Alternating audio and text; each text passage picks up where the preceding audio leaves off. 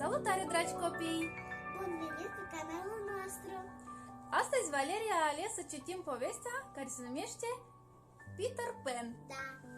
Să începem! A fost odată un băiețel prăjit care nu voia să crească. În fiecare seară, împreună cu nedespărțita lui prietenă, zânișoara Clopoțica, zbura până la casa familiei Darling, care locuia la Londra, ca să se ascundă în spatele ferestrelor și să asculte poveștile de noapte bună pe care micuța Wendy le istorisea frățiorilor ei, John și Michael. Într-o seară, Peter Pan intră în casa familiei Darling ca să-i vadă mai îndeaproape pe copii și să urmărească jocurile lor. Dar umbra sa, care avea o viață proprie, se ascunse în camera lui Wendy. Când, în seara următoare, Peter se întoarse să o recupereze, făcu atât de mult zgomot încât o trezi pe copilă. Totuși, Wendy nu păru înspăimântată de acel ciudat băiețel, ba chiar, luând un ac și ață, îi spuse: "Știu cum să fac ca această umbră hoțomană să nu mai fugă." În timp ce Wendy îi cosea umbra de spate, Peter a avut o idee. "De ce nu vii cu mine în insula de nicăieri? În fiecare seară am putea să ascultăm poveștile tale. Tovarășii mei, copiii pierduți, vor fi foarte fericiți." "Nu pot să-i părăsesc pe frații mei," răspunse Wendy. "Puteți veni cu toții. Iată, vă ofer praf de zână," continuă Peter Pan, făcându-i semn zânei Clopoțica să împrăștie puțin praf magic în jurul copilei. "Și câteva gânduri fericite," adăugă Peter Pan. Datorită magiei prafului de zână și puterii gândurilor fericite, Wendy, John și Michael s-au avântat în zbor, urmându-l pe Peter Pan și pe Clopoțică. Zburând pe deasupra orașului, văzuse de sus case, grădini, parcuri și monumente. Era un spectacol uluitor, de neuitat. La un moment dat, urmând stelele de pe cer, copiii se regăsiră zburând deasupra unei insule și Peter anunță: "Iată, asta este insula de nicăieri. Vedeți pădurea vrăjită? Acolo jos se află golful Sirenilor. Țineți-vă departe de nava ancorată în golful acela, pentru că este vasul piraților." Interesant? Desigur.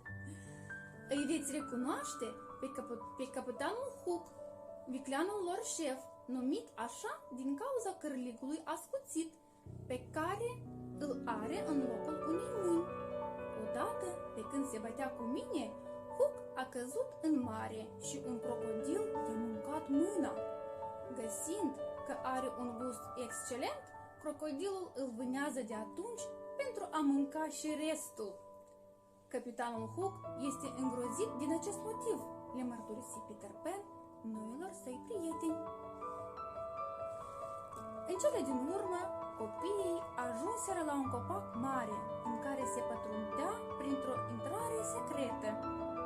Era ascunzătoarea lui Peter și a prietenilor săi, copiii pierduți. Ei fugeau să se ascundă acolo de frică să nu-i prindă capitanul Hook. Frații Darling se obișnuiră repede cu noua lor casă și se împrieteniră cu copiii pierduți. Totuși, într-o zi, pe când se jucau fără nicio grijă prin pădure, pirații i-au capturat și i-au tărât pe vasul lor. De fapt, Hook voia să-i folosească drept momeală ca să-l atragă pe Peter Pan și să scape de el odată pentru totdeauna. Wendy a fost legată de un catarg, în timp ce John și Michael au fost închiși într-o cușcă la vedere.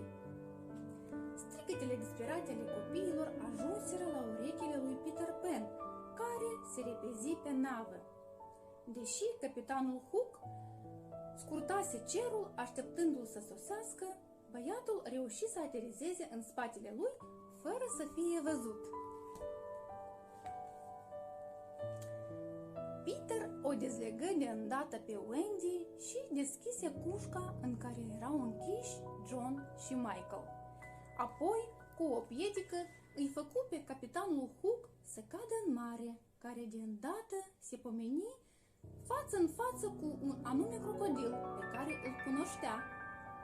Văzând animalul în spatele capitanului lor, pirații se speriară și părăsiră nava. După un timp petrecut pe insulă, Wendy, John și Michael începură să simtă lipsa părinților.